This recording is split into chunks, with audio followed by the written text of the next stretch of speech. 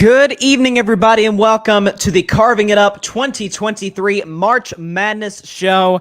As always, I'm Bryson Carver. It is great to have you in. A little later than usual, and on a Wednesday, by the way. The only Wednesday shows I normally do are during Thanksgiving weekend during the NFL season, because I don't do a show on Thanksgiving, okay? We watch football on Thanksgiving. We talk to our families. We eat great Thanksgiving food. But this is one of those rare occasions where I am live on a Wednesday, so I'm looking forward to getting to it. My guest, Jamell, will be joining in just a second, but basically what we're going to be doing on today's show is that we're going to go over all the games for March Madness. Obviously all the first round matchups, potential upsets, teams that could bust your bracket. I've got one in particular that I think is going to get much, much further than any of the experts think that they will. And it's not Tennessee, even though I'm repping Tennessee today. It's a much lower seed, a double-digit seed. But I'm looking forward to get into it. You've got obviously a ton of contenders out there. Alabama has high expectations. We understand some of the off-court drama that they've dealt with. Purdue's had a great season. They're a 1 seed. Arizona, UCLA, the powerhouses coming out of the Pac-12. I think Texas A&M, a 7 seed, was one of the more snubbed teams in terms of where they were, where the committee seated them, but that's why they call it March Madness. Okay, it's gonna be very, very exciting. I'm looking forward to getting into all of it. And so, without further ado, let's go and get our guest on the show. He's never been on Carving Up Live before, but he is a teammate of mine here at the Grid Network. Would you please welcome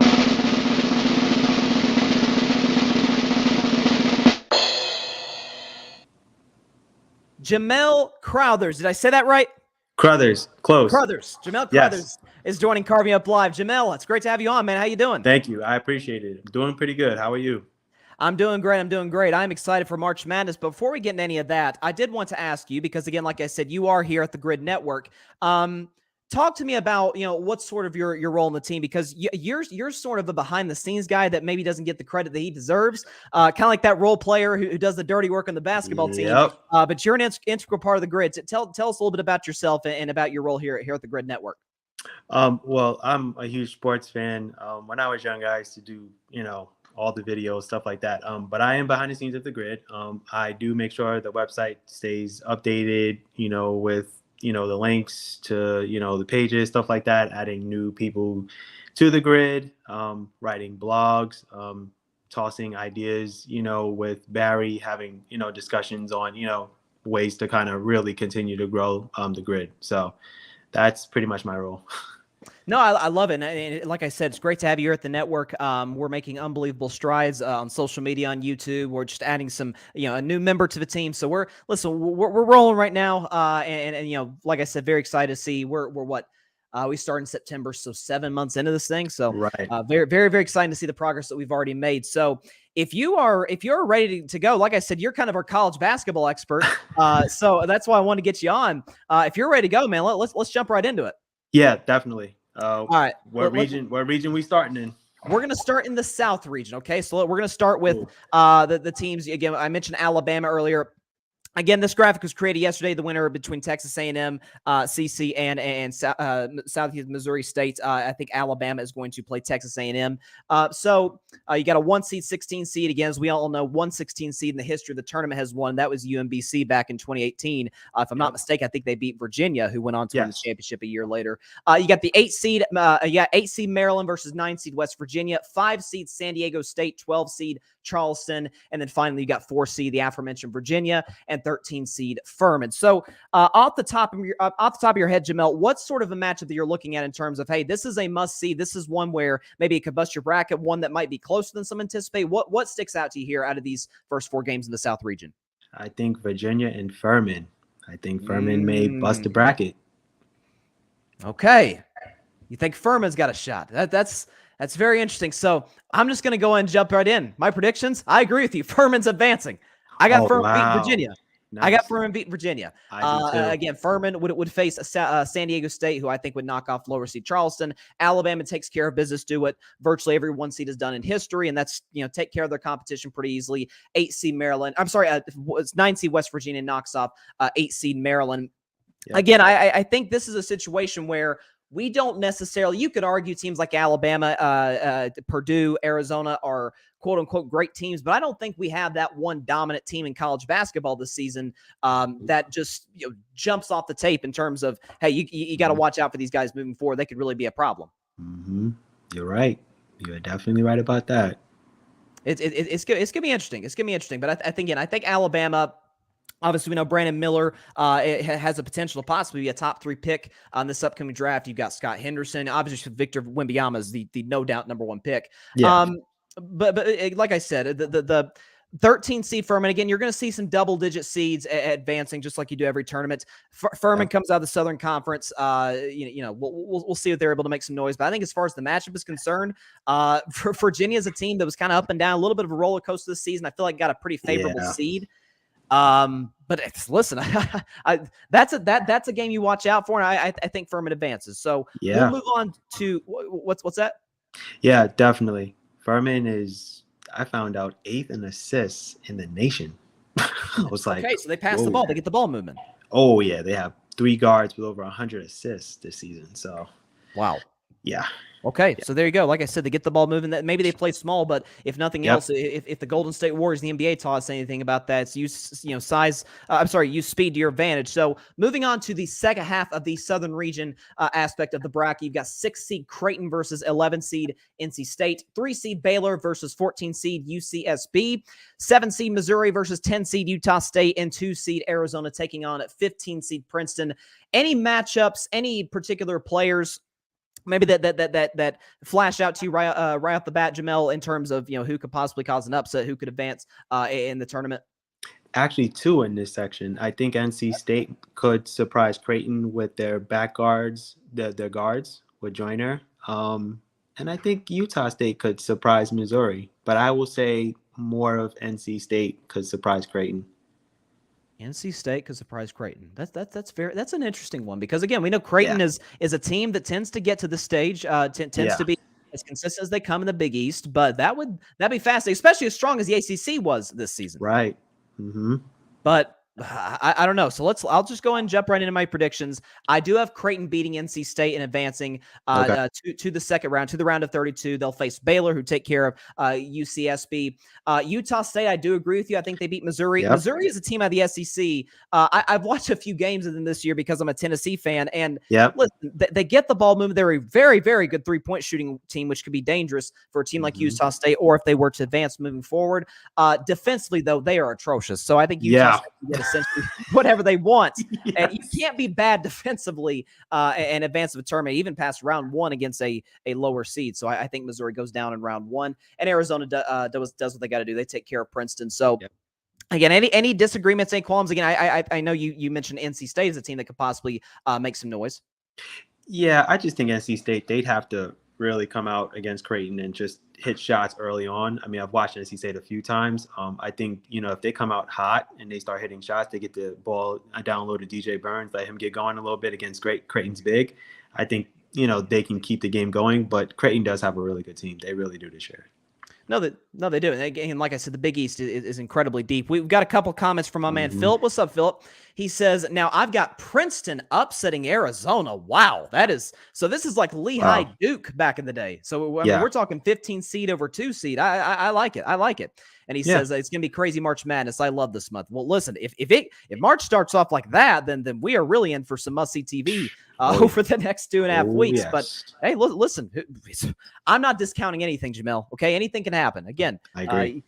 UMBC being, again, I mentioned the only 16 seed team to win. If I'm not mistaken, they won that game by 20. So it wasn't even a contest. It wasn't a situation where they got a lucky bounce. It was, I mean, they just came out, started gunning. I remember that game too. They started hitting shots. Yeah, that was it.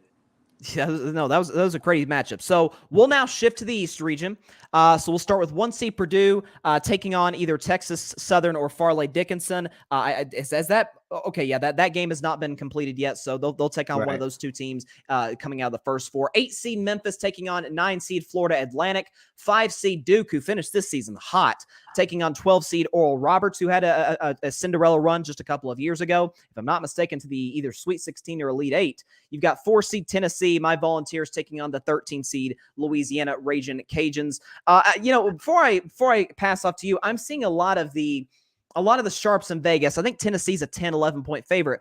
A lot of people are saying if Louisiana doesn't win, they may at least cover, which is a very interesting take in my view. Look, Tennessee has been a team that has, got off to a great start this season. They were at one point in January ranked 2nd.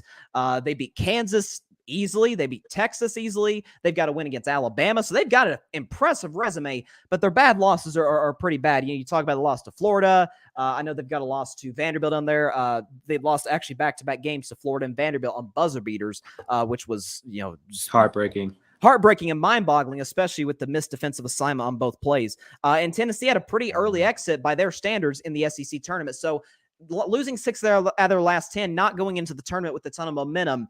That's my take on Tennessee. Outside of just Tennessee and all the other teams listed there, Jamell, is there anything that sticks out to you right off the bat?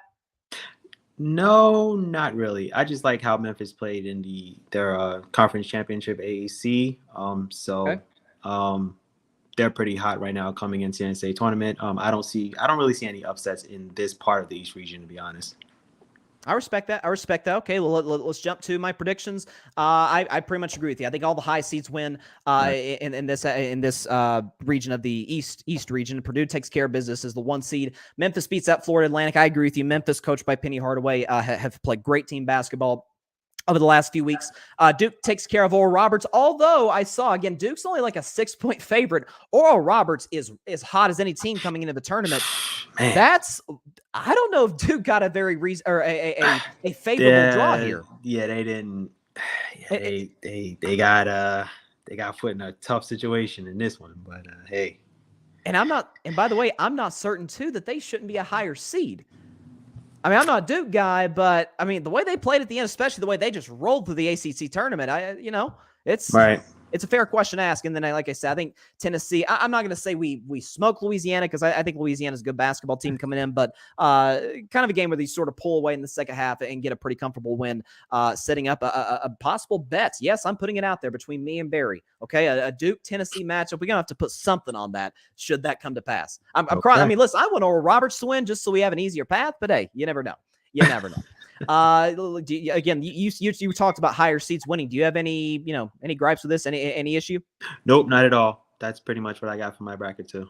All right, sounds good. Let's see. We got a comment here from and Philip says, listen, I hate Duke, but they deserve a higher seed. And Philip, by the way, I know him. He's a big North Carolina fan, and he was obviously, I'm sure, disappointed they weren't able to get into the tournament. But listen, I thought the way that they played toward the end of the season, this is, by Duke standards, somewhat of a veteran team. Obviously, you got the new head coach coming in to replace Coach K. So you got, you had a lot of question marks around this program, and I think they answered them pretty emphatically as the season progressed in terms of how they developed. Yep, I would say they got hot at the right time. I think going into the ACC tournament, and Terrence Proctor started to step up his game. Lively started to score a little bit more, because when I watched Duke a lot of games, he wasn't really the scoring guy, but he started getting some, scoring in double figures, which does help Duke in a lot of ways. Obviously, Kyle Filipowski, I mean, come on, that guy is NBA ready, to be honest, if you really look at him. I mean, I'm a Carolina fan too, but look, I got to give the respect to how much to do what they did. I'm with you. Like I said, you're getting hot at the right time. And here's Barry. He's in the chat. So he's excited about Duke. So listen, Duke feels like exactly. I will say I've seen a lot of brackets having Duke get to the Final Four. I actually think I saw former President Obama had Duke winning the whole thing. So a lot of people are high on Duke right now. So listen, I don't want to face them as Tennessee as long as we take care of Louisiana. But listen, that's what I think is going to happen. Moving on to the second half of the Eastern region, we got Kentucky, 6-seed Kentucky taking on 11-seed Providence, 3-seed Kansas State taking on 14-seed Montana State, 7-seed Michigan State taking on 10-seed USC, 2-seed Marquette, which I misspelled, I apologize, ladies and gentlemen, versus 15-seed Vermont to round out the East. Real quick before I ask you about what you think about these matchups, Philip says, Duke is what UNC was last year, got hot at the end of the year, first-year head coach, new motivation. That's got to have something to do with it. And that's not a shot, obviously, at Coach K or even at Roy Williams. But, when you get a new, fresh voice in there, somebody who understands how to get the best out of people, listen, the sky's the limit. But is there any matchup right off the bat? Again, Jamell, Kentucky Providence kind of sticks out to me, and as well as Michigan State USC. What's one that sort of jumps out at you right off the bat? I agree with you. Kentucky Providence can go either way. I think Providence, they had their struggles at the end of the season, so I don't know what they're going to be like come tournament time. Kentucky, they're up and down. I don't know what Kentucky's backcourt is going to look like, for the tournament. Calipari, lost Savon Wheeler and his other guard, for a little while. Yes, and Michigan State, USC, that can go either way too. So, yeah. But I don't have the lower seeds beating the higher seeds in those situations. But those games, I think, will be closer than we think. Okay, so we've got a clean sweep as far as the higher seeds right here. Yes. Okay, well, let's see what I got. I agree with you. I've got Kentucky beating Providence, Kansas State knocking off lower seeded Montana State, Michigan State, who's really been up and down the season, incredibly inconsistent, especially for a Tom Izzo team. You pretty much know what you're getting all the way through, but they come in sort of somewhat limping in the tournament, so to speak. But I think they take care of business against the Trojans. And again, Marquette, which I misspelled once again. I apologize to the audience. I corrected that in the next slide. They beat Vermont. Marquette's been the one team I feel like everybody's sort of looking over all season long. They're playing excellent basketball, Jamell. Oh, yes, they are. Cam Jones, that guy is a tough guy to guard. You good. Iguodala is like Draymond Green when he was at Michigan State. He can literally set up your offense and really get it going. So long as he doesn't get in foul trouble, I think Marquette goes very far. I'm with you. I think they're a serious problem in the tournament. So again, moving on out of the Eastern region to the Midwest region, we've got 1 seed Houston, who a lot of people are very high on this season, taking on 16 seed North Kentucky, 8 seed Iowa versus 9 seed Auburn, 5 seed Miami versus 12 seed Drake, 4 seed Indiana versus 13 seed Kent State. Again, I'm not as high in Houston as some. I'm not coming out right at the bat saying like North Kentucky is going to do the impossible. Auburn is a team. Listen, as a Tennessee fan, Bruce Pearl will always hold a special place in my heart because he used to coach there. This is a very unconventional Auburn team coming in. Again, this is, I watched a lot of their games this year, and they played some of the best of the best. I watched the game they played Alabama. They led by like 17 on the road and gave up the game in overtime as the game progressed. Is there one, again, Iowa Auburn is kind of the one that sticks out to me, but is there a game where you're like, I don't know. I don't know if this team is getting enough credit it deserves, or even a team that's maybe getting too much credit coming into March? I think Kent State will be a closer game than we think. Okay. I think Kent State will surprise Indiana. I have them actually upsetting Indiana. Iowa, Auburn can go either way, though. I know that was that was one of my toughest first round predictions. Oh my God, Bryson, that was hard for me to decide. I mean, I do have Iowa beating Auburn. You got Iowa. Yeah, I do have Iowa, but Auburn is not the same team as they were last year. Walker Kessler, Jabari Smith. Now they don't. Now they're really depending on Wendell Green and KD Johnson to carry the team, and they're gonna have to play spectacular to beat Iowa because Iowa's backcourt they're bigger than Auburn's backcourt. So that's kind of why I really lean more towards Iowa. I don't disagree with you. So let's go and get my prediction. My big upset is 12 seed Drake being 5 seed Miami. A lot of people like Miami this year, but listen, it might just be God's plan, if you know what I'm saying, for Drake to beat out Miami, to advance. They're one of the lower seeds I think has an opportunity to go far. I don't blame you at all for that pick at all, Bryson, because Miami, they fell apart in the ACC tournament. I don't know what happened. They were one of the best teams in the conference. And I'm like, come on, Coach Larinaga, what happened? And that's, I think, part of why they dropped to that 5 seed in the tournament. But I think Drake will stay with them too. I wouldn't be surprised if Drake wins. I'm with you. And again, Houston takes care of North Kentucky. Iowa, I agree with you, beats Auburn. And Indiana takes care of Kent State. So you had 13 seed Kent State beating Indiana. Yeah, I don't know, man. I watched Indiana. I mean, they're a really solid team. Don't get me wrong. I love Trace Jackson Davis. But who's gonna be that second guy? In the tournament. Again, a big reason, too, though, that I like Drake is if you notice a lot of these teams that make these incredible, shocking runs, these Cinderella runs, if you will, are veteran teams that's been together for a while, that's built chemistry, facing some of these upstart college programs. Now, Indiana sort of is that age-old question, is Indiana back? And again, Indiana's good. They've got a young team, though. And so I think Drake, that they've got a few players that are like 23 years old. Their youngest rotation player is like 20. So this is a team that's sort of been there and done that, and I think is ready for the big stage of March. So we'll see what happens. But I've got Drake as kind of one of those Cinderella teams that could possibly go on a run. Shifting to the second half of the Midwest, you've got 6 seed Iowa State versus 11 seed Pittsburgh. 3 seed Xavier taking on 14 seed Kennesaw State, 7 seed Texas A&M versus 10 seed Penn State, and then 2 seed Texas taking on 15 seed Colgate. Jamell, any possible upsets in here, man? After watching Pittsburgh last night, I was like, oh, I think they're finding their rhythm?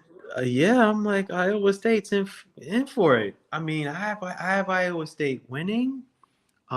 Texas A&M Penn State can go either way. I think there are the 2 games I think that can go either way. I still have Texas A&M beating Penn State. Penn State they couldn't do nothing with Zach Edey.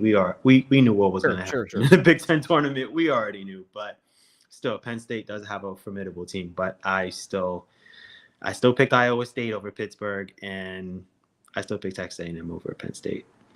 I respect that. Again, Texas is a team that has a great potential to possibly go on a run. Here are my predictions. Mm-hmm. I've got Iowa State beating Pittsburgh. Very close, though. I got this as a close game. Yes. Xavier taking care of Kennesaw State. Again, I keep saying, and I tweeted this the second I was watching the live show for the bracket reveal. And when they showed Texas A&M as a 7th seed, I was like, what? You finished 2nd in the SEC. You beat my Tennessee Vols. You compete with Alabama in the SEC title game. Bama never really pulls away when you consider what they've done to some of these teams or even lost to certain teams. They finished 16-3 to end the regular season. I'm like, man, I feel like we think about Duke getting the short end of the stick. I think Texas A&M got screwed over. Yeah, they got shot in the foot. I think Texas A&M should have been like a 4 or 5 seed, give or take. But yeah, I don't know why they did that. They have different guidelines now with the NCAA tournament, and they start looking at who certain teams, who you beat, all that stuff. So I don't know. It's strange to me. It is odd. And I think it'll be an interstate matchup, Texas A&M versus Texas, who takes care of Colgate in the Midwest region. So again, no upsets here. All higher seeds winning. Again, the upsets are going to be few and far between, I think, in this tournament compared to years past. Moving on now to the West region. You got 1 seed Kansas, the defending national champions, who, by the way, I did predict to win the national championship last year. I had a terrible bracket, but I got that one right. So I'm gonna hang my hat on that one. Gonna hang my hat. They take on 16 seed Howard, 8 seed Arkansas takes on 9 seed Illinois, 5 seed St. Mary's takes on 12 seed VCU, and 4 seed UConn takes on 13 seed Iona. Again, I'm not smelling upset, but is there one, maybe a VCU St. Mary's, an Iona UConn that jumps off the bat? Jumps right out, you, Jamell? I think UConn Iona is just going to be a great game from a standpoint that they're playing in Albany, and there's going to be a sold out crowd for that. But St. Mary's VCU can go either way. I do have VCU upsetting St. Mary's for, yeah. VCU is a program that kind of lays in the weeds a little bit, but you look up every March, and here they are in the big dance. To their credit, they're well coached. They've got they're deep. So I'm not discounting that for even a second. Here are my predictions for the first half of the West region. I got Iona beating UConn straight up, Jamell. Iona, coached by Rick Pitino. He's been there. He's done that. Yeah, this is a smart basketball team. This is a team that doesn't turn the ball over. All the qualities for Cinderella teams, Iona's got it. I know everybody likes UConn. I saw it. Joe Lenari's talking about UConn going on a run. I like UConn, man. I don't buy it, man. You know what? If Iona beats UConn, I am going to be mad. I am, because I do have UConn going very far in the tournament. But anyway, Well, since I've got them out in the first round, how far are we talking? I'm talking like Final Four. Wow. As in, like if Adama Sanogo can really be consistent, not bring in foul trouble, if their backup center Klingen can come in and really like disturb, defenses, and if Hawkins can be consistent in the tournament and score 20 plus most games, they have a shot. But I'd be upset if Iona wins. Sure. No, that would be a big time bracket buster if you got into the Final Four. That would definitely take some points off. So like I said, Kansas faces Arkansas. Kansas, Arkansas in the round of 32. St. Mary's does beat VCU, I believe, and they will take on 13 seed Iona with the possible potential of a Cinderella story team. Moving on to the second half of the West region, you've got 6 seed TCU versus either Arizona State or Nevada. 3 seed Gonzaga versus 14 seed Grand Canyon, 7 seed Northwestern versus 10 seed Boise State, and 2 seed UCLA taking on 15 seed UNC Asheville. Again, like I said, right off the bat, is there, possibly ASU Nevada, maybe in the first four that could beat a TCU. I kind of like TCU. Gonzaga coming into the tournament with some momentum, especially they can score the ball as well as anybody in the country. I get it. People talk about the conference play plan. I don't care. It tends to translate. If you years past, Drew Timme is one of the better veteran players in the country. Again, somebody else who's been there who's done that. Again, Gonzaga looking there for their first ever national championship, and certainly we're not used to seeing them as a 3 seed. So maybe there's that added motivation of being an underdog that comes into play against Grand Canyon to start the tournament. Again, any matchups that jump out at you? I don't see any upsets to me. But I mean, whoever comes out of ASU Nevada, it'll be a good game with that team versus TCU. I still have TCU winning in the first round, but I don't think this part of bracket really I have any upsets or anything like that. I got you. So you've got a pretty clean slate here. So I've got TCU winning. They'll face Gonzaga. Northwestern beats Boise State. UCLA takes care of UNC Asheville. UCLA, obviously, they lost in that Pac-12 title game, which was a classic by 2 points. Many people that think they got screwed over by that offensive foul call on the dunk. Listen, I've got a rule that you never call an offensive foul on a poster. I think it's just an unwritten rule of the game of basketball, but that's just me. That's just me. I agree. You don't mess with a highlight play like that, especially when you consider that UCLA lost by 2. It just listen, if they beat Arizona, are we possibly talking about them as a 1 seed? Maybe. Very possible. Look, you've got Jaquez, you've got Tiger Campbell, again, 2 guys who led them from the first 4 to the final 4 a couple years ago. So look, this UCLA team that's got veteran presence, well coached, and a team that has the potential to go deep in the tournament. Let's see, Ryan Flowers, what's up, Ryan? Clutch Sports Talk. He's got Bama, I assume, to win the tournament. Listen, a lot of people do. I think my dad just did his bracket. He's got Alabama winning it all in 2023. Out of these matchups, again, do you see any sort of upsets happening? Do you disagree with any of my picks by any chance? No, I don't think so. Yeah, that's a clean one. I think all the higher seeds win. All right, higher seeds win. So let's see. That's all for the round of 64. So first round done. Let's move on to the second round. Let's move on to the round of 32. Starting again, going back to the South region. We got 1 seed Alabama taking on 9 seed West Virginia. 5 seed San Diego State taking on 13 seed. We agreed on this one. Furman to win their game to advance. They'll take on San Diego State. 6 seed Creighton versus 3 seed Baylor, who just won the national championship a couple of years ago. I forgot to mention 10 seed Utah State, who I've got upsetting in the first round, and then they'll take on 2 seed Arizona. Maybe an upset. Or do we think Furman maybe could do something crazy and be the Oral Roberts of a couple of years ago? Who was that team last year? St. Peter's, I think it was, that went deep in the tournament. Is there any potential here as a 13 seed? No, I think San Diego will pull that one off. I don't see any upsets in this part of the region. I think all of the higher seeds will advance in this whole situation. All the higher seeds advance. So let's see. Before I get to that, I got a couple of comments here. Ryan says, "Be careful of Boise. Don't sleep on the Mountain West teams." I'm with you. Without a doubt. Yes. Yeah. I mean, that's very true. Boise State is playing San Diego State, and so I agree. Yep. You gotta watch out. You gotta watch out. I agree. Alabama beats West Virginia. San Diego State ends Furman's potential Cinderella run. 6 seed Creighton falls to 3 seed Baylor, and Arizona takes care of Utah State in short order. That Baylor-Arizona matchup could be a dandy in the Sweet 16. Yes. That is, with the way those teams could score the basketball, that could be a possible attract me, especially for how they control the pace of the game. Yeah, those guards, the way they push the ball. Yes, I agree. You got to watch out for. So, any disagreements here? Any issues with how I've got this thing lining up? Not at all. Yep, all the right ones are advancing. No Furman, right? We're done with Furman. No. Yeah, we're done with Furman. We're done with Furman.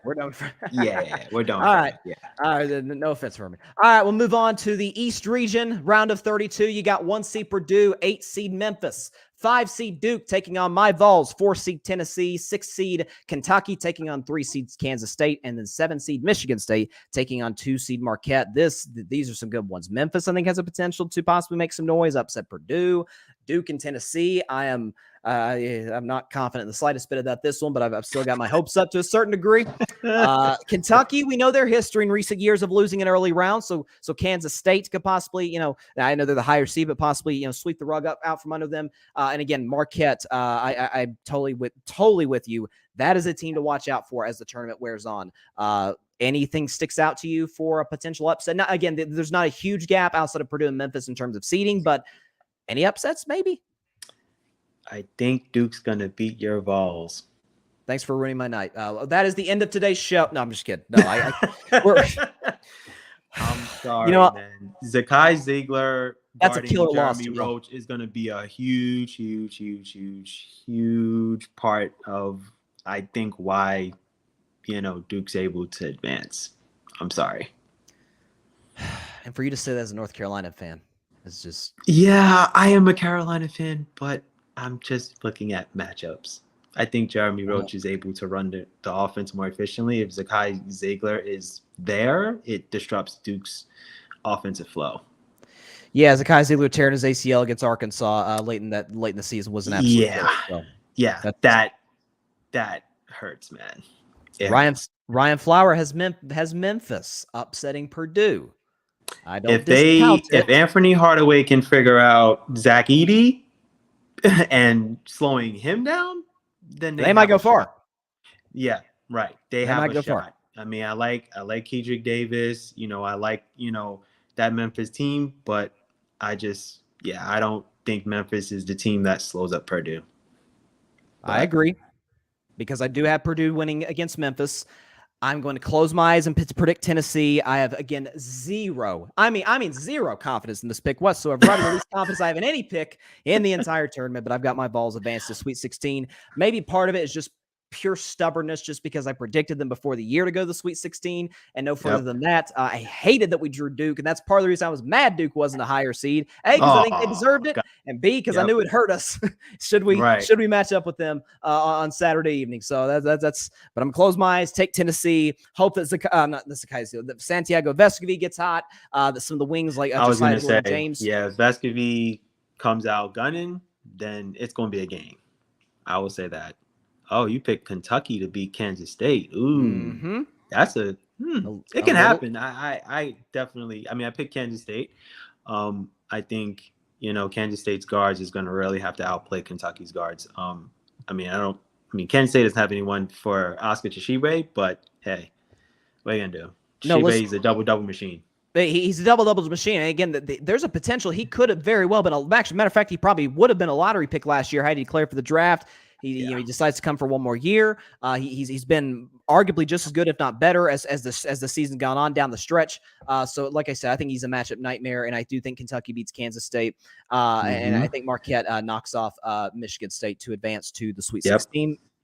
Let's see. Ryan says they're gonna run. You talk about Duke or Tennessee or anybody else? Yeah. Memphis. I don't know. I'm curious. Listen again for Tennessee. Matchup wise, obviously Duke has more size. Again, Duke's coming into a tournament much hotter than Tennessee, far more momentum and more healthy. Again, I think Tennessee's 3-point shooting has been up and down this season, but one thing Tennessee has, as sort of their calling card is they have been probably the best defensive team in America this year, giving up about 58 points a game. They can play a straight up man-to-man. They rarely have to go into sort of zone defenses. So listen, keep it to a low-scoring game, get a little chippy, make it kind of ugly. Listen, they can pull it off, right? Exactly. I think if Tennessee can get to the basket early and they can get Lively in foul trouble, I think that changes the whole momentum of the game. That gets him out the game, and it kind of opens up the game a little bit more because Lively is just a shot blocking machine. I think that kind of makes John Shire go, okay, how do I adjust now with Lively out the game? So I think that's a way for Tennessee to make it a game. You've got to drive, get free throws early, get your shots going, and then I think it makes it, more of a game where to Tennessee's liking. Sure, I agree with you. And Ryan was talking about Memphis. He was talking about Memphis. He says they're going to run. Purdue is not ready for that pace. I don't. Like I said, I don't discount it. Don't sleep on Zach Edey.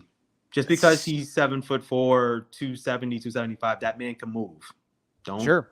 Do not take Zach Edey for granted. That's a big man that can move. That's a big man that can move. And that's what's crazy is how the game has changed so much for the big guys that can move. Like him, just the athleticism is remarkable. We'll move on to the Midwest region, the round of 32. Let's see what we got. We got 1 seed Houston taking on 8 seed Iowa, 12 seed Drake taking on 14 seed Indiana, 6 seed Iowa State taking on 3 seed Xavier, 7 seed Texas A&M taking on 2 seed Texas. I think we have the potential for a lot of upsets in this round. Jamell, what do you think? With your bracket, I think Drake could get past Indiana. I wouldn't be surprised. Okay. Because you're not high in Indiana. Iowa State, Xavier can go either way. Texas A&M, Texas, I think that's going to be a very, very, very good game. I don't have an upset in that one. But I think Drake can upset Indiana for sure. We'll see what happens. So let's give my predictions right here. I think Houston takes care of Iowa. Drake, she said, "Do you love me?" I said, "Yes, you're going to the Sweet 16." Drake advances to the Sweet 16. Yes. I'll tell you, watch out now. Watch out for them, okay? Again, I like veteran teams tend to go on deep runs in the tournament if they get the right matchup. And again, I think should Indiana, advance past the first round, I think that would be the case. Iowa State upsets Xavier, I believe. I think, again, the matchups favor Iowa State, and I've got Texas A&M beating Texas. So a lot of upsets here in this part of the Midwest region. You got any issues with it? I think you agree with Drake should this matchup occur, but Texas A&M, Texas. I know Texas is playing well, but I think Xavier, Iowa State can go either way. I can't go wrong with that. I have Texas winning the whole thing because of the veterans that they have. They have about 5 or 6 seniors. I think, having that, I think Carr is really going to be a very huge component to the tournament. I think Timmy Allen is back and healthy. I think, the veteran leadership that they have, I think they can go all the way and win it. So, yeah, once again, if Texas A&M wins, I'm going to be very upset. that would hurt your bracket even more. Oh yeah. Let's see. It would kill it. It would kill it. Let's see. We got a couple of comments. Ryan says I'm sleeping. He's sleeping on Drake, and he's sleeping on all my upsets. Listen, Ryan, we know him here at the Grid as some of a hater. It's okay though. I love Ryan. I love Ryan. Listen, we love you, Ryan. It's only crazy until it happens. Okay, you just got to let it play. I got to speak into existence. It's only crazy until it happens. Exactly. And Drake says, "This is great, guys. We appreciate that, Barry. Thank you, Barry. Appreciate you, man." So let's see. Let me get this last graphic in. Here's the last graphic I was able to get in time for the tournament for the West region. Moving into this last bit of the round of 32. Hang on here. Let's see. Hold on. Sorry for the little bit of a delay. Just got to get this last one in here. Live podcasting is no joke, ladies and gentlemen. Yeah, yep. The live podcasting is no joke. Okay, I think we've got it right here. All right. So in the West region, you've got 1 seed Kansas versus 8 seed Arkansas, 5 seed St. Mary's versus 13 seed Iona, who I think will upset the first round, 6 seed TCU versus 3 seed Gonzaga, and then 7 seed Northwestern versus 2 seed UCLA. Like I said, anything that jumps out? Bryson, you know what I'm going to say. I know exactly what you're going to say. Iona, St. Mary's. Yep. Iona to the Sweet 16. Yeah, I think so. I think Iona's got to push the ball a lot. I think St. Mary's, they're a great half-court defensive team. They've always been for years. I think Iona's got to push it. Iona always has guards. You know how the tournament goes, Bryson. It's always guard play that matters. I think Iona will be able to upset. I think Arkansas, Kansas will be closer than we think, but I still think Kansas will advance. Gonzaga, I think, will take care of TCU. TCU doesn't have anyone to guard you, Timmy, at all. And I think UCLA will take care of Northwestern. Jaime Jaquez and Tiger Campbell, the way they lead that team, they're going to get past Northwestern. So... Okay, UCLA beats Northwestern. So here's my prediction. I've got Kansas beating Arkansas. St. Mary's, I do believe, is going to beat Iona. I would listen. I'd love to see it. I'd love to see it. The Cinderella runs are always great to see. Let's see. Ryan saw he was sleeping on Purdue. He's sleeping on the big man you were talking about there. He said, "Not you guys." No, listen. I know. It's all love here, Ryan. It's all love. We appreciate Yeah. you. Shout out. Go check out Clutch Sports Talk, by the way, here at the Grid Network. He does some incredible work. TCU Gonzaga. Oh, my bad. That's this 3-seed TCU. I meant to put 3-seed Gonzaga, so a little bit of a typo there. But 3-seed Gonzaga, I believe, advances. 7-seed Northwestern versus 2-seed UCLA. I think UCLA advances. Outside of a little typo, TCU losing to Gonzaga. So you've got Iona as the only disagreement here in this round. Yeah, and I think Gonzaga will beat TCU. I mean, that game will be tough though, but I think Gonzaga will be able to pull off TCU though. I like TCU's team though. I just love, their point guard. I love Keontae Johnson, but I think Keontae Johnson's got to have a big game against Gonzaga, and if they're gonna have a chance. I'm with you. Now, the unfortunate thing at this part of the show, that's all the graphics I had time to get on here. So from here on out, I'm just gonna have to you have to trust me through what I'm reading through my ESPN bracket app. Cool. Here. So we'll go like 2x2 games. So the Sweet 16 round, I've got the Alabama and San Diego State, and then 3-seed Baylor, 1-seed Alabama versus 5-seed San Diego State, and then 3-seed Baylor taking on 2-seed Arizona. Again, I'm really liking Alabama to go on a potential long run to the Final Four in this tournament. Arizona potentially the same, although Baylor is dangerous. What are you thinking in terms of those matchups? I'm thinking the same way. I think Alabama will definitely advance in that one. I think that game will be pretty good against San Diego State. And then you said what, Arizona? Arizona and Baylor. Yeah, Arizona. I think Arizona will get Baylor for sure. I have concerns about Baylor defensively, so that's why I got Arizona to win. I've also got Alabama winning again pretty comfortably. And Baylor's got to be hot. And Baylor got to be hot, like from downtown, also. In order to get the, they had some tough games in the Big 12 where they just laid an egg. I was just like, okay, what are you guys doing today? Like, teams were just outscoring them in the first half, and then once you're down, it's hard to come back. So. Yeah, and it felt like it was almost a little bit of it wasn't a situation where they didn't have the firepower to come back, because they do. It felt like it was more of a thing where, you're so comfortable in playing from ahead for a while. Maybe you don't have the emotional maturity as a team to potentially come back, and that could bite them. If I'm not mistaken, that they actually made a big comeback, if I remember correctly, to almost beat North Carolina last year in the tournament. Yeah. And then North Carolina. That was a tough game. Then that went to overtime, right? I think it did. Yeah, it did. It went to overtime. I remember. Yeah, it went to overtime, and then North Carolina made some clutch buckets, and they were able to pull away. Yep. And again, North Carolina ended up getting to the national championship game, and it was about to get kind of crazy there, and then Kansas made that big comeback. Yeah. I agree with you. Bama and Arizona advance. The next two games, Sweet 16, 1-seed Purdue versus 4-seed Tennessee, and then 6-seed Kentucky versus 2-seed Marquette. I think we're probably going to agree on the outcome of these two games, but I know you're really liking Purdue here. Yeah, Purdue for sure. Yep. Purdue, and then what about Kentucky Marquette? Marquette. You've got Marquette. I agree with you. I think Tennessee's run into the Sweet 16 to Purdue, which is exactly what happened 4 years ago. I honest to God, dude, I still have not gotten over that game. Tennessee had made a big comeback. They fouled Carson Edwards, I think was the kid's name that played at Purdue. Yeah. Dude could get hot. And we fouled him in the corner, and we ended up losing the game in overtime. That ended up being Grant Williams and Admiral Schofield's last game as a volunteer. Don't remind me. But yeah, I do believe Purdue. I'm not over 2 championship games we lost. Remember Chris Jenkins? Villanova, North Carolina? That game was done.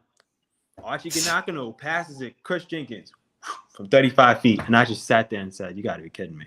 Oh, if you're a North Carolina fan, forgot. Oh, my gosh, I can't imagine. Yeah, that blows my heartbreak out of the water. That hurt. But Kansas beating us last year, I'm like, you know what? They came back, cool, great team, whatever. But that Villanova, oh my God, they had a good team, though, I'll admit. But y'all came back the next year and won the tournament against Gonzaga. I know, but still, that one hurt. That would hurt. I respect it. It's the dedication to the team. Perry Grant, Carson Edwards, the muscle shark. That's. But listen, yeah, dude's physique. He was. Holy cow. Yeah. Mm-hmm. Yep. He played for the Celtics for a little while, and then I remember him. And Ryan says I like Bama just because they've got a lot of depth with bigs. They do. Oh, yeah. John says he's got Alabama winning it all. And John, by the way, John is also a North Carolina fan. He said that one hurt. Oh, that one hurt. Yeah. See. Yep. I can't imagine it getting much more heartbreaking than losing in the last shot of the game. Seriously. Especially after I forgot what the kid's name was. They hit the circus shot to tie it right before that. I forget his name. Oh my goodness. Sitting like right in front of Michael Jordan, and it was that was one of the all-time great national title games. in my view. I agree. Without a question. But so we got Purdue and Marquette advancing again. I got Kentucky, I think, going a little bit further than you do, but I think their run-ins in the Sweet 16. One seed Houston versus 4 seed Indiana. I'm not 4 seed Indiana, 4 seed Drake. And then you've got the 7 seed Texas A&M Aggies versus the 6 seed Iowa State Cyclones. Does Drake go further than the Sweet 16 maybe, or Houston takes care of business? Houston extinguishes that? Yeah, I think they take care of it. Yeah. Houston takes care of that game for sure. And then Texas A&M Iowa State, 6 seed versus 7 seed. That's maybe that can go either way. You know that. It could. Yeah. It could, but again, I'm rolling with Tech. I'm rolling with Houston. Sorry, okay. Drake. I get it in the run. There's no Drake curse because this is just Drake. There's no Kentucky involved here. Yeah. But I think Houston takes care of business. They get to the Elite Eight, which they're pretty much expected to do as a 1 seed. And I do have Texas A&M beating Iowa State again. I think A&M is playing incredible basketball. Something else too. I forgot to bring up about A&M. I talked about Tennessee earlier, their defense being their calling card. You can say the exact same about A&M. They got this one guy, I forget his name, who's as good of a guard defender as there is in basketball. I know who you're talking about. I can't remember his name either, but he's a disruptor for sure. He reads defenses very well, and he just jumps the lanes a lot of times. And when you have a disruptor as a guard on defense, it changes the whole landscape of the opposite team trying to run their offense. So, yeah, I forget his name. Oh, my goodness. It's not coming to me. It's his initials were DD. I can't remember what it was. It's driving me crazy. I can't remember off the top of my head either. Yeah. And they've got some scores. They close late game situations well. Again, all of the makings of a lower seed that can make a run in the tournament. I think A&M gets the Elite Eight. And the last 2 Sweet 16 games, 1 seed Kansas taking on 5 seed St. Mary's, and then 2 seed UCLA versus 3 seed Gonzaga. We remember that UCLA Gonzaga game a couple years back. Jalen Suggs hitting the walk-off shot. To me, the greatest Final Four game I've seen. Now, maybe I'm being biased. It's recent, but I mean, that was unbelievable. That was the hardest game I have to predict this in my entire bracket. Of those 2, starting Kansas, St. Mary's, and then going to Gonzaga, UCLA, who would you have? I would say Kansas, and this is tough. I know. It is. Because it's 2 veteran teams who faced each other before. So there's that history there. There's the revenge aspect for UCLA. There's the Gonzaga trying to finally get over the top and get a championship. I wish this was in the Final Four again, dude. I really do. I was thinking that too. I'm going to say UCLA. Okay. UCLA beats Gonzaga. Yeah. And Drew Timme is a senior, right? Yes. So that's how his career comes in a Sweet 16, I believe. Yeah. That's unfortunate. I agree. I've got Kansas, UCLA. I think UCLA, I'm not going to say walk-off shot, but maybe like last second shot with like 2-3 seconds left. I think it's only right for those 2 teams to get back together and for the tides to turn the other way. Again, the defending champs get to the Elite Eight. So the Elite Eight games. 1 seed Alabama, 2 seed Arizona. Doesn't get much better than that, the way that Arizona's been playing lately, and Alabama coming in. And then 1 seed Purdue versus 2 seed Marquette. To come to think of it, I've got 3 1 seed versus 2 seed games here in the Elite Eight. So no double-digit seeds at this point, folks. I hate to tell you. Arizona, Alabama. Who you got? I'm going to go Arizona. Arizona ends Alabama's season in the Elite Eight. Yep. Okay. I respect it. I think Tribulus has a big game.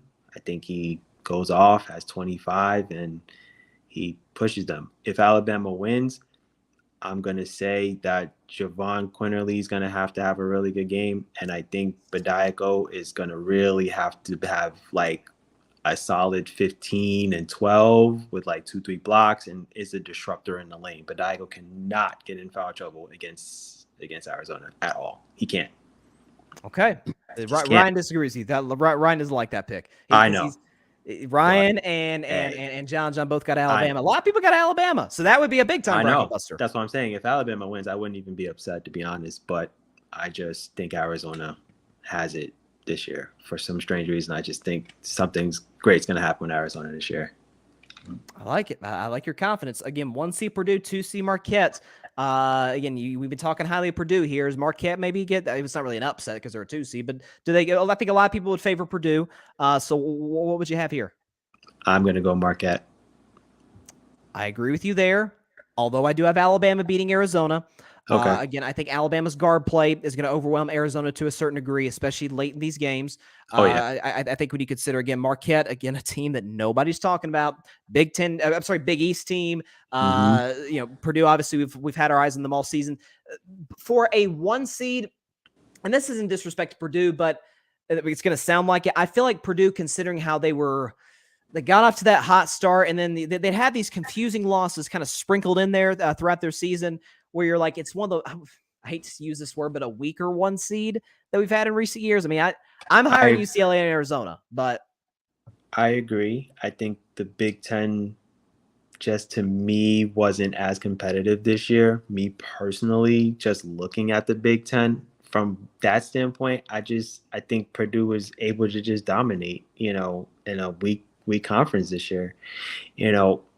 The conferences that were really good this year was the SEC, yeah, Big 12, and the Big East, to be honest. So the Big East was weirdly underrated this year. I mean, because again, the powerhouses we're used to Villanova, Georgetown, which Georgetown's been down in recent years. They just fired Patrick Ewing, but we're kind of used to those teams getting in and out of the tournament. But not the case this year with the departure of some of their coaches. Not at all. Right.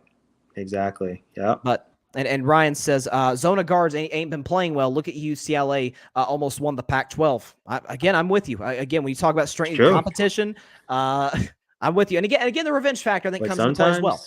Sometimes losing the conference tournament to get you upset and change your tune for the NCAA tournament. So you never know. Anything can happen. Learn a heck of a lot more from a loss than a win in most cases, especially in college. So we got Marquette, and then the other two Elite Eight games: 1 seed Houston, 7 seed A&M, 1 seed Kansas, 2 seed UCLA. You got 2 pure college basketball blue bloods facing with Kansas UCLA. That has a potential to be a classic as well. You said Kansas UCLA, Kansas UCLA, and then Houston A&M.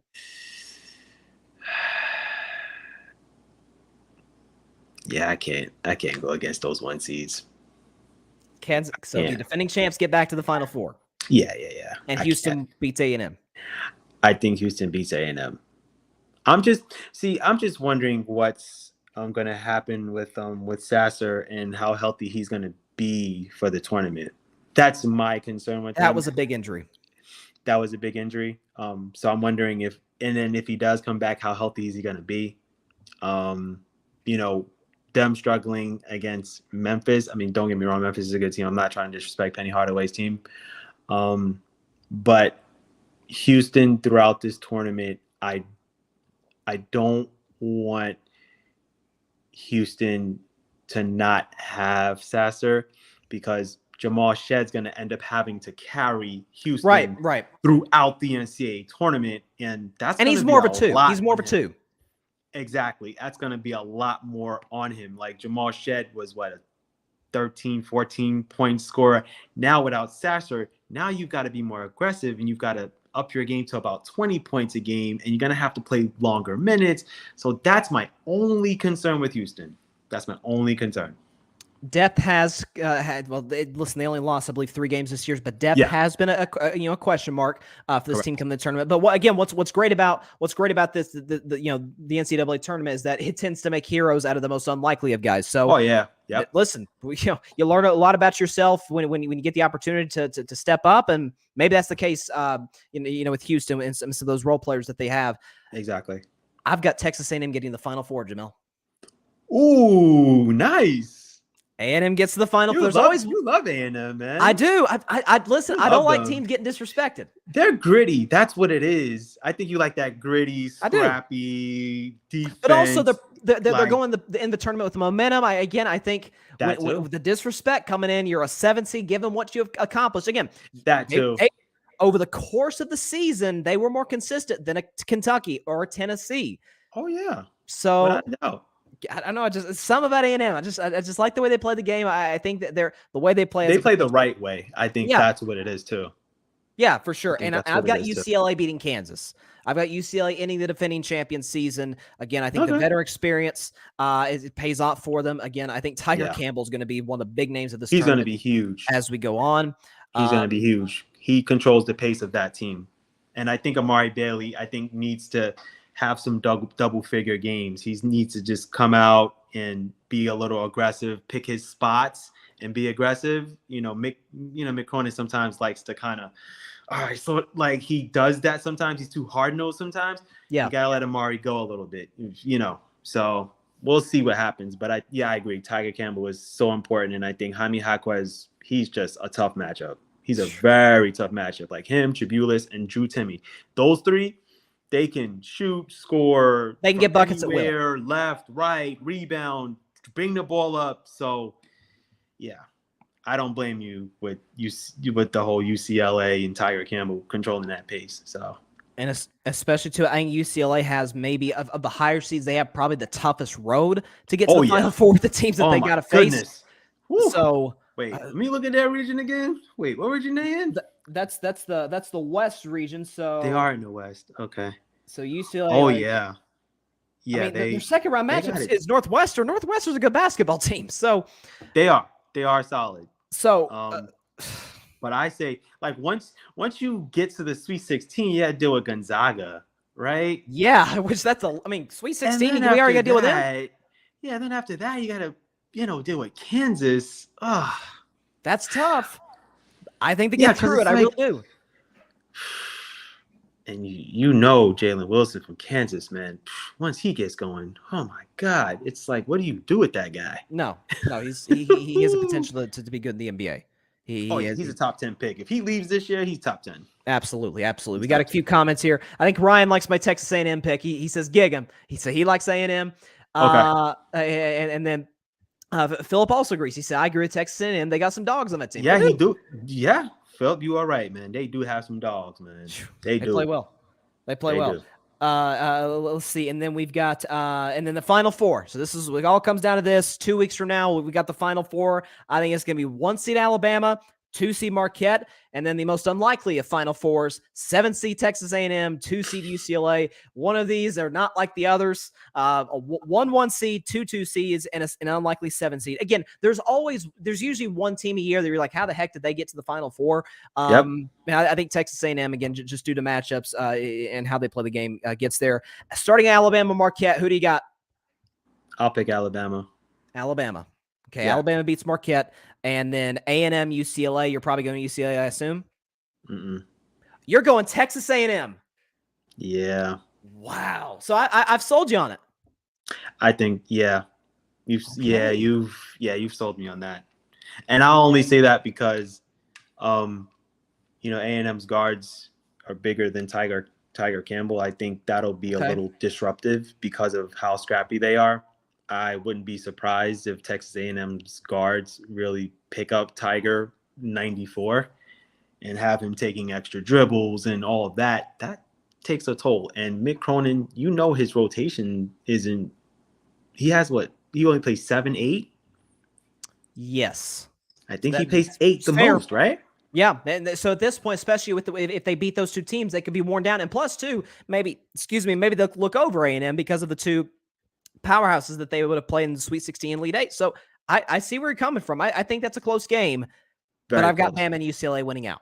So I got Bama winning over Marquette in a close one, and UCLA just skating by Texas A&M. They get some big buckets late. I think. You went off Texas A&M now, huh? Switched it. You know what I don't want to see? I don't want to see an all-conference championship game. Maybe that might sound like sacrilegious of me as a Tennessee fan and therefore an SEC fan, but I just.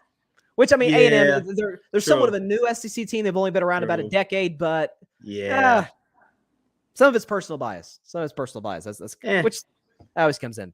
All right, national championship game, Alabama, UCLA. Who you got? Yeah. Damn, that's tough. It is tough. Again, matchups. Again, Bama's got a size advantage. Again, Bama will have the best player. In this game. That's their thing. Yeah. And then, Brandon Miller has just been like, yeah. I'm gonna go Bama to beat UCLA. Yeah. I'll do Alabama for sure. If I had to pick, I'm gonna go Alabama. I'm taking the UCLA Bruins to win the national championship. Oh, I've got 60. You might be right this year. Listen, I got right last year, so fingers crossed. I had Kansas last year, so fingers crossed. I've got, again, ESPN asked me to give a final score, so I said 66-61. I think it's a little bit of a defensive battle. Oh, yeah, for sure. Very, very physical game. I think, listen, we talk about experience, too, with UCLA. Mick Cronin is somebody who's been through multiple tournaments, who's sort of been through the fire. I know he's caught a lot of flack over the years for some of his coaching decisions, especially late in games. Yeah, I know. But listen, the coaches, I've always believed this, that coaches are like players. Coaches can get better. Coaches, again, once you've been through experience after experience, you've got the requisite talent. Right. So that's why we got a comment here. Ryan says Roll Tide. Don't ever come on Carving It Up and type Roll Tide ever again on this show, Ryan, or to anybody listening. Part of it's I can't live in a world where Alabama. Okay. Ryan, it's okay. I'm an Alabama football fan, and oh my goodness, it's been rough. Are you kidding me right now? Hey, look, I'm sorry, but hey, look, right. Shoot, the way y'all played. Whew. What's so funny is I'm sorry, Alabama is going on the football. Tennessee's going. Sorry. I mean, exactly. Bingo. Exactly. So you listen, y'all didn't think we'd be getting any SEC rivalry talk now, did you? But that's why we love it at the group. Oh, it's good, man. I love it. Alabama's got to get it together. But anyway. When's the last time Tennessee beat Alabama in Alabama? Because they play them in Tuscaloosa. I'm just throwing that question out there. It's been a while, but I think we get it done. It's been a while, but y'all kicked our butts this year in Tennessee. So I don't know about kicked y'all's butts. We won by a walk-off field goal, Jamell. It was that was just we played bad. Y'all outplayed 17 us penalties in every aspect of the game. Please, Thank you, Henry. Just because you won by 3 doesn't mean you didn't beat the crap out of us. You did. Okay. I'm not complaining about that. Ryan likes in the comments. Ryan likes the little smack talk in the comments. That's what we love about rivalries, and that's what's great about March Madness. Yes. Is there any last thoughts before we get out of here, Jamell? And we appreciate you so much coming on here and giving an hour of your time to talk college basketball, talk hoops. No doubt, man. Any final thoughts? Again, I know both of us liked Furman early. Drake is kind of my Cinderella team to get to the Sweet 16. Texas A&M to me is the shock of the tournament. They get to the Final Four. Is there any previews maybe from your bracket that you could share in terms of some surprises? And I think you have Bama winning it all, right? I have Texas winning it all. Texas, and I have no number 1 seeds in the Final Four. Okay. Well, I wonder when the last time that's happened. I don't remember. I'd have to. I'm Googling that right now. So while you're answering, we've got to research that. My Final Four is Arizona, Marquette, and Texas and UConn. But UConn's got to really be consistent. And I have Marquette and Texas in the championship. I love Marquette. I love Cam Jones and how well he's been playing. He's left-handed. He's crafty. I'm left-handed, so that's why I love Cam so much. I think Texas has a really good chance. They're being coached very well, and but I think there are a few teams that really have a good shot. I think it's UCLA, Alabama, Marquette, Arizona. I think those are, I would say, most people's brackets and most people's picks. So NCAA Tournament is going to be really exciting. I'm going to be watching starting tomorrow morning. It's going to be fun. It's going to be because you're out in Arizona, so it's like you wake up with hoops. Oh, yes. There you go. In the morning, 9 o'clock. Early in the morning, 9 o'clock. A couple things. First of all, last time all 4 number 1 seeds failed to qualify for the Final Four was 2011. So it's been a while. Wow, it's been a while.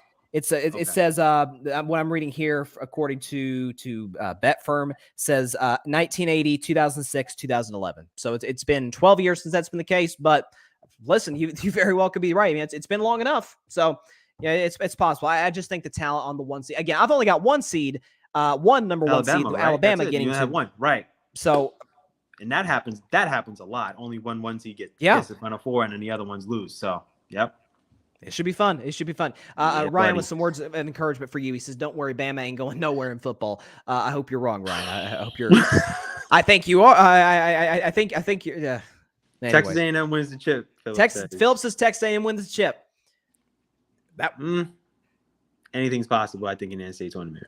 Anything is possible in the NCAA. Remember 10 seed UConn years ago when Kemba Walker went on that run? So Yeah, cardiac Kemba. Cardiac Kemba. You never know. You never know. Yep. Last question. Do you have a winner for the women's tournament? No. I got South Carolina. You got South Carolina? I got South Carolina. Dawn Staley gets it done. I think, yeah. Yeah, they're Leah Boston. Yeah, Leah Austin's first pick, obviously, in WNBA draft this year, so that's a given. But yeah, I think South Carolina is really going to get there. Stanford, they got a really good team. I love UConn. I mean, I'm a UConn women's fan, but they lost Paige Buchers. Azifo was out for a while with her knee, and they had some significant other women step up on their team, but I don't think UConn's really gonna win it this year. I mean, Caitlin Clark. Oh my! She's the Steph Curry of women's basketball. If people that have not watched Caitlin Clark, go Google her right now on YouTube and watch. She had a buzzer beater recently.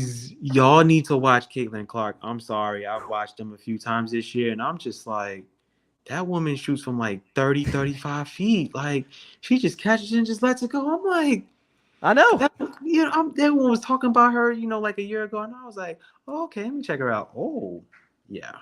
Caitlin Clark, Paige Buchers are my two favorite players in college basketball because they both got range. They can both score the basketball. Look out for them in the WNBA. All right, you got Texas. I've got UCLA winning the national championship in March Madness. It is going to be a fun next 2.5 weeks. I'm looking forward to it. Definitely want to talk to you, throughout the tournament. Maybe having the show sometime once again if it possibly works for your schedule. Definitely looking forward to that. Jamell Crouthers, appreciate you coming on. Love being a teammate of yours, The Grid, and hope to have many more appearances of yours on Carving It Up. Thank you. Appreciate you. Yes, sir. Jamell Crouthers, Carving It Up. He does a lot of great work for the Carving It Up website. The Grid website. Does some amazing work for us. And like I said, is our college basketball aficionado. So again, we really appreciate him and everybody at the Grid. As we say, dare to be different. Let's see. Ryan's got Stanford win the national championship. I respect that. I think Stanford was the #1 overall seed in the women's bracket. Although, again, South Carolina went undefeated, pretty much blew through the competition. As for, listen, I'll give my quick take on the Tennessee Lady Vols. I think we get to the Sweet 16 just like the men's, and then we fall. But South Carolina, Dawn Staley, like I said, has done an unbelievable job with that program.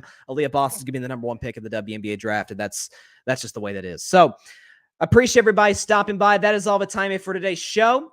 For the Carving It Up 2023 March Madness preview show. Again, we thank Jamell Crouthers for joining the show here at the Grid. And also be sure to like, share, comment, take 2 seconds out of your day, hit that big red subscribe button on Carving It Up. It helps the channel grow exponentially. And like we mentioned earlier, please go subscribe to the Grid Network. That is GRYD, the Grid Podcast Network.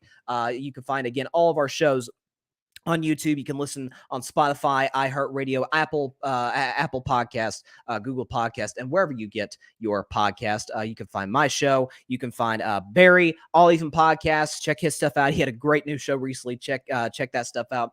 We've got Patrick Brown. He's got the Chaotic Sports Podcast, but coming up soon, he's got the Forum Lakers Podcast. So a Lakers, kind of niche podcast. Be sure to check that out. Lakers are playing good basketball as of late. So definitely want to give that a listen once that comes out.